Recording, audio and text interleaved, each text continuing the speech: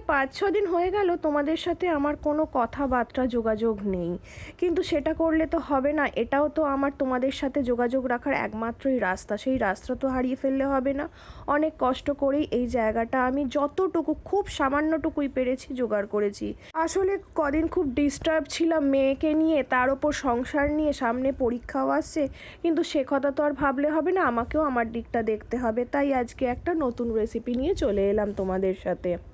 আমার বাড়িতে সয়াবিনটা খুব একটা সবাই পছন্দ করে না, কিন্তু সয়াবিনের কিছু নতুনত্ব করা নিয়ে এইটা করলে হয়তো ওরা বুঝতেই পারবে না। তোমরাও হয়তো অনেকে এটা ভাববে বোধহয় আমি কিমা দিয়েছি চিকেনের, তা নয়। 3টে আলুকে প্রেশার কুকারে সেদ্ধ করে নিয়েছি, আর এদিকে সয়া চাংসটাকে একটু ভাপিয়ে নিয়েছি, নিয়ে জল ঝরিয়ে ভালো করে নানা রকম মশলা যেরকম বেসিক স্পাইসিগুলো আছে সেইগুলো দিয়ে ভালো করে মেখে নিয়ে তারপর একটু পেঁয়াজ আদা রসুন দিয়ে কষে নিয়েছি, নুন মিষ্টি যে যার মতন করে। ময়দাটা তো ডাইজেস্টের প্রবলেম হয়, সেই জন্য আটা তো সবসময় ঘরে থাকে, আটা মাখাও ছিল।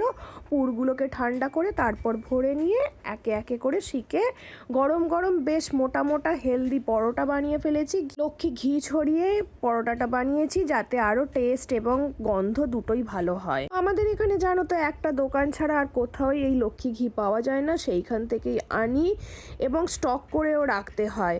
তারপরে তার সাথে সস না করে আমি একটু রায়তা করেছি, এটাও একটু হেলদির ব্যাপারই মাথায় রেখে।